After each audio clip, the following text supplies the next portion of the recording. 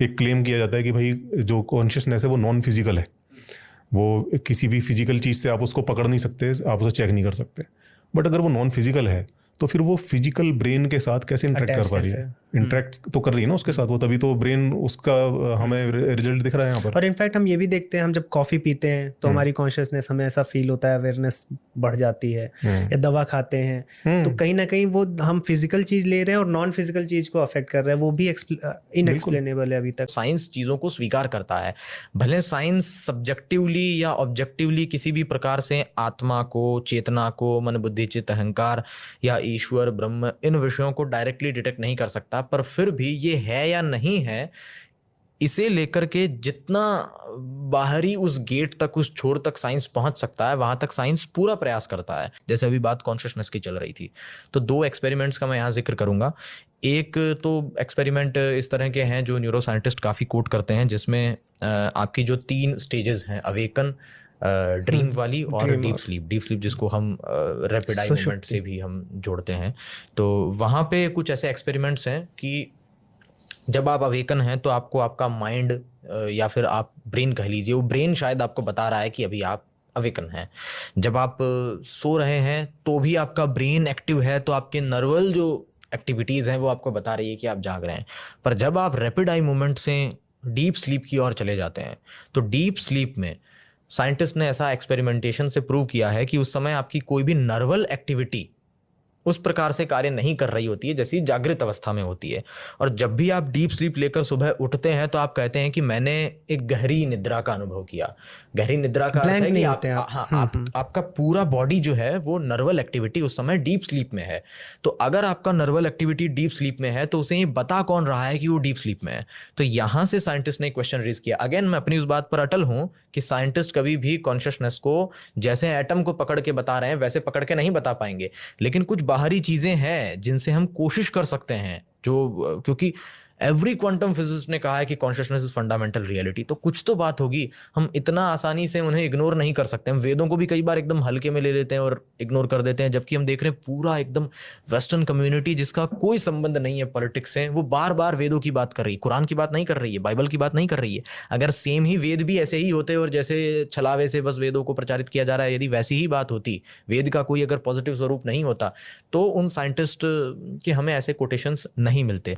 तो वो जो कॉन्शियसनेस वाले एक्सपेरिमेंट की मैं बात कर रहा हूँ, इनफैक्ट इस एक्सपेरिमेंट से जो ये जागृति सुषुप्ति और ये बीच के ये फिलोसॉफिकली भी बहुत ज्यादा एक्सप्लोर्ड है वैदिक ग्रंथों में। फिलोसॉफी में भी इसको जागृत, स्वप्न, सुषुप्ति और तुरीय तो और आगे की बात है, लेकिन हम अगर 3 की बात करें तो ये मॉडर्न साइंस में भी सेम एक्सपेरिमेंट को लिया गया है। तो जैसे मैं एक एग्जांपल देता हूँ, मान लीजिए ये मेरा मोबाइल फोन है, इसमें अभी टाइम हो रहा है 1:28।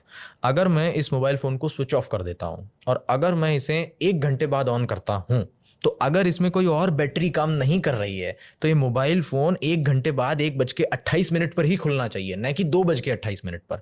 पर अगर 1 घंटे बाद इसे ये पता रहता है कि 1 घंटे तक मैं बंद था, इसे ये भी पता है कि मैं कितनी देर बंद था, मतलब इसमें कोई और क्लॉक काम कर रही है, जो कि हमारे जो पीसी होते हैं कंप्यूटर्स उसमें होती भी ऐसी क्लॉक जो कि स्विच चालू करने पर उसको ऑन करने का स्पार्क दे सके, इसलिए एक बैटरी होती है। तो जब तक वो बैटरी चल रही होती है वो टाइम भी उसमें जुड़ रहा होता है। तो आप कंप्यूटर को 1 साल 2 साल बाद भी वापस रिबूट करेंगे तो वो उस टाइम में आ जाएगा। वो बैटरी भी बहुत सालों बाद में खत्म हो जाती है, लेकिन जब तक वो बैटरी रहेगी जब तक वो आपको बताएगा। यानी कि यदि मेरे शरीर के अंदर ऐसी कोई और अवस्था नहीं होती जो नॉन फिजिकल थी, तो किसने मुझे बताया कि मैं इतनी देर तक डीप स्लीप में था? जैसे जो मोबाइल से मैंने एनालॉजी दी, इससे होना ये चाहिए था कि अगर कोई नॉन फिजिकल रियलिटी नहीं होती और ब्रेन ही होता तो ब्रेन बंद हो गया, नर्वल एक्टिविटीज अभी परफॉर्म नहीं कर रही है उस प्रकार से। तो जैसे ही हम सुबह उठे तो हमें यही लगना चाहिए था कि हम इस समय उठे और हम अब वापस से अवेकन है। बीच का जो बंद होने का एक्सपीरियंस है, ब्रेन के बंद होने का, ब्रेन के डीप स्लीप में जाने का, रैपिड आई मूवमेंट में जाने का एक्सपीरियंस है, वो तभी होगा जब ब्रेन को भी कोई ऑब्जर्व कर रहा होगा साक्षी भाव से। अच्छा, एक सवाल पूछ सकता हूँ मैं? क्या इस रिसर्च में ये कहा गया है कि न्यूरल एक्टिविटी कंप्लीटली बंद हो गई है? कंप्लीटली बंद नहीं होती है। इसमें इस रिसर्च में केवल इतना कहा गया है कि डीप स्लीप का जो रिफ्लेक्शन हमें मिलता है, उस रिफ्लेक्शन को देने वाला कोई नर्वल एक्टिविटी हमें अभी तक नहीं मिला है।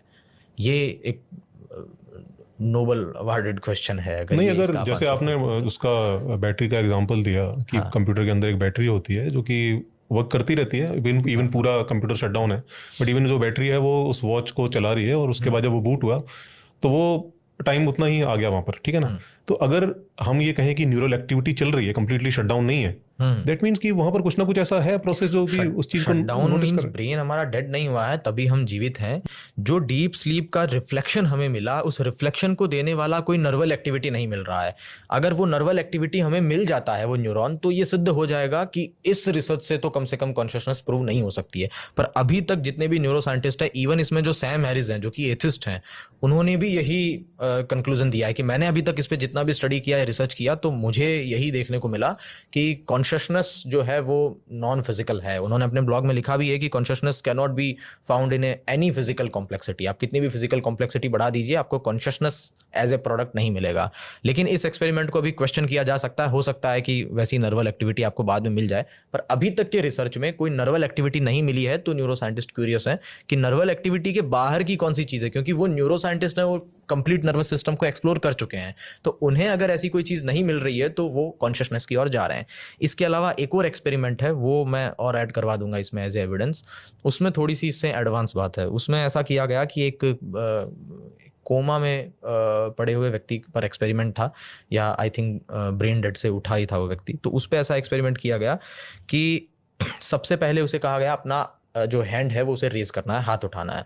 तो हाथ उठाने के दौरान उसके ब्रेन में जो जो केमिकल्स, जो जो फ्रिक्वेंसीज रिलीज होती है, उन्हें नोट डाउन कर लिया गया।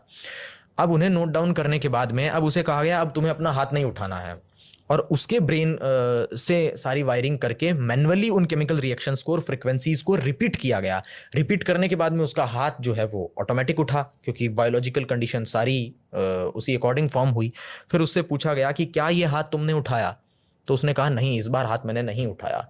जबकि अगर ब्रेन ही डिसाइड कर रहा था कि मुझे हाथ को उठाना है, तो ब्रेन में तो सारी फ्रिक्वेंसीज डाली गई, तो एक्चुअल में तो उस जड़ ब्रेन ने ही वो सब चीजें परफॉर्म की ना, अगर मैन्युअली भी हम पुट कर रहे हैं। तो ऐसा कौन है जो उसे सेल्फ का एनालिसिस करवा रहा है कि मैंने इस बार नहीं किया, इस बार मैंने हाथ उठाया, इस बार मैंने नहीं किया, इस बार मेरे हाथ को तो पकड़ के उठवाया गया है। तो ये जो अनुभव था, ये भी मजबूर किया रिसर्चर्स को ये सोचने के लिए कि सब कुछ ब्रेन तो नहीं है, ब्रेन से कुछ तो अलग एंटिटी है। क्योंकि अगर कंप्लीटली प्योरली हमारी आइडेंटिटी केवल और केवल ब्रेन है, तो 100% अगर उस फ्रीक्वेंसी को आप ब्रेन में इंसर्ट करते हैं और हाथ को अगर मैन्युअली उठाते हैं, तो उस इंसान को यही कहना चाहिए कि हाँ, ये हाथ मैंने ही उठाया। क्योंकि इसमें जैसे अर्पित आप भी कह रहे थे कि इजी प्रॉब्लम्स तो सॉल्व इस तरह से की जा सकती हैं कि हम डर गए तो हमारी धड़कन तेज हो गई, या हम उन चीज़ों को रीड कर सकते हैं। लेकिन जो अवेयरनेस है डर की, जो इन्होंने बोला कि वो जो सेल्फ अवेयरनेस है चीज़ों की, जो सब्जेक्टिव एक्सपीरियंस, मैं कभी भी आपकी तरह नहीं देख सकता हूँ, भले मैं देख सकता हूँ, मेरे पास आपके जैसा सिस्टम है, लेकिन मैं आपकी तरह कभी नहीं देख पाऊंगा। वो जो सब्जेक्टिव एक्सपीरियंस, जो हार्ड प्रॉब्लम्स है, वहाँ पे ये चीज़ें हमें मजबूर करती हैं ये सोचने में कि क्या हम कभी ऑब्जेक्टिवली चीज़ों को पकड़ पाएंगे या नहीं पकड़ पाएंगे। नहीं, जैसे अभी मोहित जी बता रहे थे ना, इसमें एक रिसर्च और भी है। वो रिसर्च ये बताती है कि जब हम कोई चीज़ करने का डिसीजन लेते हैं, तो डिसीजन लेने से पहले हमारे ब्रेन के अंदर वो डिसीजन हो जाता है, हमें बाद में उसकी अवेयरनेस आती है कि हमने ये डिसीजन लिया। ये इस लैग से भी हम ये पा सकते हैं, अगर वो कोई नॉन फिजिकल चीज़ है और फिजिकल चीज़ पर अफेक्ट कर रही है, इस लैग से भी हम इसमें स्टडी करके पा सकते हैं कि कैसे चेतना इंटरेक्शन। लेकिन ये जो एक्सपेरिमेंट था, जो एक व्यक्ति को हाथ उठाने वाला था, ये छोटा मोटा क्वेश्चन रेज नहीं करता है, बहुत मिस्टीरियस चीज देता है कि वो मना क्यों कर रहा है। जब ब्रेन ही वो है, ब्रेन ही रमेश है या ब्रेन ही सुरेश है, तो जब ब्रेन को सारी वो पॉसिबिलिटीज दे दी गई, उसमें सारी वो फ्रिक्वेंसीज नोट करके रिपीट की जा रही है, तो ब्रेन मना क्यों कर रहा है कि ये मैंने नहीं किया। मतलब कोई मैं इसका ना एक आंसर ये हो सकता है कि ब्रेन जो है हमारा ना कोई सिंगल यूनिट नहीं है, इसमें कई सारे पार्ट्स हैं जो कि आपस में मिलजुल कर काम करते हैं। तो कोई पार्ट है, कोई किसी चीज़ को देख रहा है, कोई पार्ट है किसी और चीज़ को देख रहा है, एंड इवन जो अवेयरनेस है उसके भी कई लेयर्स हो सकते हैं। तो कोई लेयर किसी चीज़ के लिए एक्टिव है, कोई लेयर किसी चीज़ के लिए एक्टिव है। तो हम जब एक एज अ होल एक्सपीरियंस कर रहे हैं, बट ब्रेन के अंदर ऐसा नहीं है। ब्रेन के अंदर डिफरेंट चीज़ों को हैंडल कर रही हैं। ये एक अजम्पशन हो सकता है, लेकिन एक्चुअल में अवेयरनेस ब्रेन का कौन सा पार्ट गवर्न कर रहा है, ये अभी तक क्लियर ही नहीं है।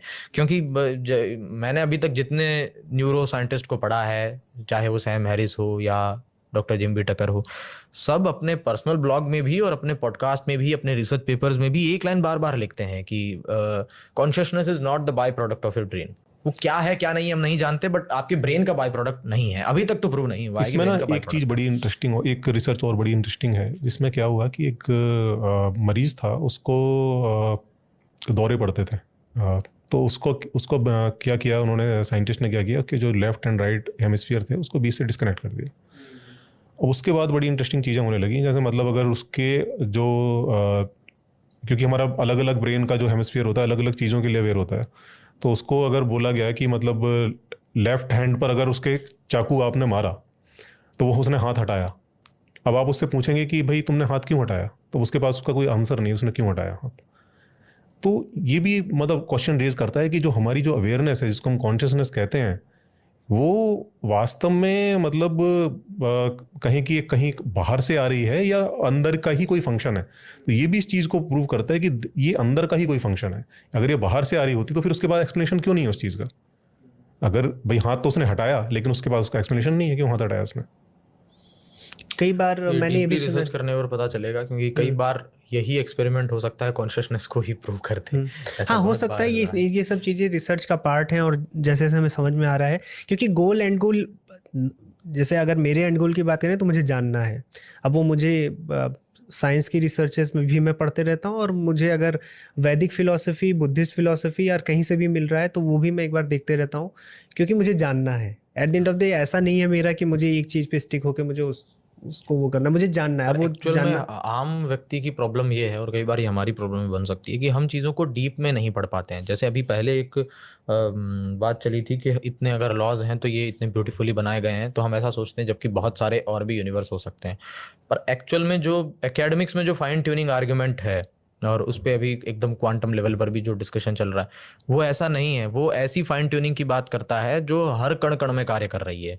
उसके लिए आपको किसी और यूनिवर्स की ओर जाने की जरूरत नहीं है। चाहे आप किसी भी यूनिवर्स में जाएं, एक स्पेसिफिक फाइन ट्यूनिंग है जो एक ब्यूटी को इमर्ज कर रही है, और उसे किसने डिजाइन किया इस पर क्वेश्चन है, जिसमें कलाम का कॉस्मोलॉजिकल आर्ग्यूमेंट है, कॉज एंड इफेक्ट आर्ग्यूमेंट है। तो ये चीज़ें डीप में जब तक हम नहीं पढ़ेंगे पूरी, हमें अभी तो यही नहीं पता है कि जो जिसने ये प्रपोज किया आर्ग्यूमेंट वो कह क्या रहा है। हम एक बात कहीं से सुनते हैं, दूसरी बात कहीं से सुनते हैं, और उस पर हमारा ओपिनियन फॉर्म कर लेते हैं। मैं तो कहता हूँ अपना ओपिनियन ही फॉर्म नहीं करना चाहिए, शांति से पढ़ना चाहिए, अध्ययन करना चाहिए। बिल्कुल, लेकिन मेरे लोग हिसाब बहुत से जल्दी अपना दोनों ही ओपिनियन फॉर्म साइड कर की लेते जो हैं। आर्गुमेंट्स हैं उनको आपको सुनना चाहिए, ना कि आप केवल ये मान लें कि जो मेरा पक्ष है मेरे को उसको मजबूत करना है। और ये बहुत मैंने चीज़ें देखी हैं कि लोग जैसे थ्योरी ऑफ एवोल्यूशन के अगेंस्ट आर्गुमेंट देते हैं। मैं उनसे पूछता हूँ आपने एवोल्यूशन पे कौन सी बुक पढ़ी, 4 बुक मेरे को अच्छी बता दो जो आपने पढ़ी, एक भी नहीं बता पाते। उन्होंने खंडन पढ़ा है लेकिन एक्चुअल में जो Actual book थ्योरी है वो नहीं पढ़ी उन्होंने।